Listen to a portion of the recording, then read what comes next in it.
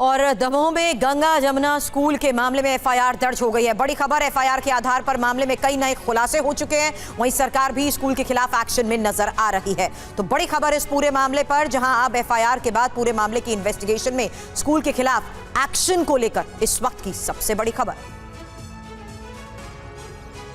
Damoh school मामले में school संचालक के खिलाफ सनसनीखेज खुलासा। पुलिस को स्कूल संचालकों पर टेरर फंडिंग का शक, संचालकों पर लव जिहाद में फंडिंग करने का भी शक। करीब 1800 एकड़ इलाके में भू माफिया के रूप में सक्रिय। सीएम शिवराज सिंह चौहान के आदेश पर चीफ सेक्रेटरी और डीजीपी कर रहे हैं जांच। शुभम गुप्ता हमारे साथ इस वक्त जुड़े। शुभम, फंडिंग को लेकर क्या बड़ी जानकारी सामने आ रही है? अगर ऐसा है तो ये अपने आप में मामला बड़ा होता नजर आ रहा है। बिल्कुल रवि, अब ये मामला सिर्फ गंगा जमुना स्कूल तक ही सीमित नहीं रह गया है या हिजाब तक ही सीमित नहीं रह गया है, और एसपी कलेक्टर तक भी सीमित नहीं रह गया है। अब ये सीधे डीजीपी और सीएस तक पहुंच गया है, क्योंकि मुख्यमंत्री शिवराज सिंह चौहान ने इन्हीं दो लोगों को निर्देश दिए हैं कि इस पूरे मामले की जांच करें।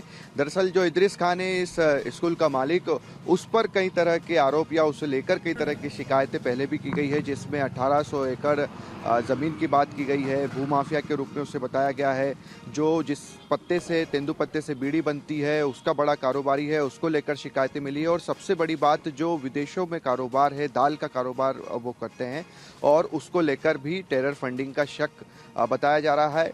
दूसरा, लव जिहाद जो केसेस हुए हैं उन्हें कहीं पर शिफ्ट किया गया है, अजमेर या अलग अलग जगह पर, उसकी भी शिकायतें जो हैं इदरीस खान के खिलाफ मिली है, तो उसकी भी जांच कर रही है।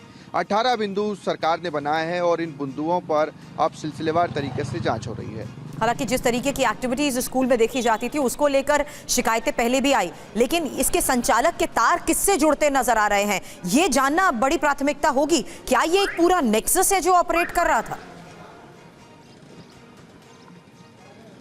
बिल्कुल ठीक कहा आपने सुरभि, क्योंकि जो रिपोर्ट हमने कल दिखाई, जो छोटे मासूम बच्चों से बातचीत की, उन्हें गिनती पहाड़े उतने याद नहीं थे जितना कि उन्हें कुरान की आयतें याद थी। एक सांस में वो पूरी की पूरी चीजें बोल दे रहे थे।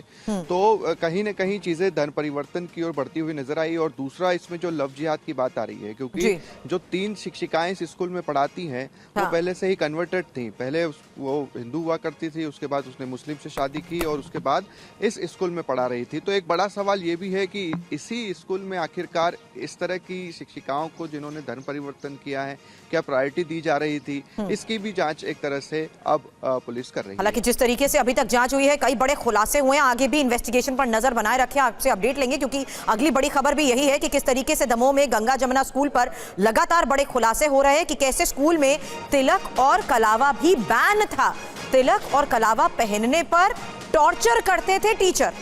स्कूल प्रबंधन के खिलाफ एफआईआर में इसको लेकर बड़े खुलासे हुए हैं। लड़कियों के लिए स्कूल में हिजाब पहनना अनिवार्य था। स्कूल के गेट पर पहुंचते ही लड़कियां हिजाब पहन लिया करती थी।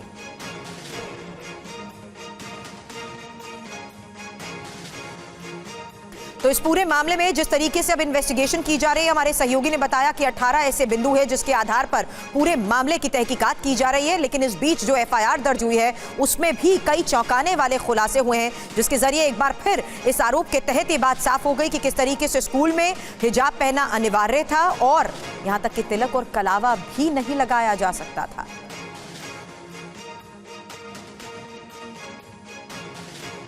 तो एफआईआर में जिस तरीके से बड़े खुलासे हो रहे हैं, इंफॉर्मेशन वॉल पर अब एक एक डिटेल आपके सामने होगी, क्योंकि जिस तरीके से पूरे मामले की इन्वेस्टिगेशन हो रही है, ना सिर्फ बयान दर्ज किए जा रहे हैं बल्कि ये जानने की भी अब कोशिश की जा रही है कि आखिर किस तरीके से इस पूरे नेक्सस को ऑपरेट किया जाता था, लेकिन स्कूल में हिजाब पहनना अनिवार्य था। एफआईआर में यह पहला बड़ा खुलासा हुआ जिसके बारे में हमारे सहयोगी बता रहे थे, क्योंकि हिजाब नहीं पहनने पर टॉर्चर भी किया जाता था और स्कूल पहुंचकर बच्चे गेट पर हिजाब पहन लिया करते थे, क्योंकि स्कूल के अंदर बिना हिजाब के एंट्री नहीं की जा सकती थी। कक्षा पहली से स्कूल में उर्दू पढ़ाई जाती थी, ये भी अभी तक की जांच के बाद सामने आई है बात। और स्कूल में सुबह मुस्लिम प्रार्थना करवाई जाती थी। हालांकि ऐसा कब से हो रहा था, क्यों हो रहा था, इसको लेकर जांच की जा रही है। यहां तक कि टीका लगाने और कलावा पहनने पर भी टोका जाता था। अगर किसी ने ऐसा किया है तो उसे टॉर्चर किया जाता था, धमकी देकर धर्म धर्म विरुद्ध काम भी करवाए जाते थे। और रवि, यही बड़े खुलासे हैं जिसके बिना पर हमारे सहयोगी ने बताया कि कैसे बाकायदा 18 बिंदु बना दी गई हैं,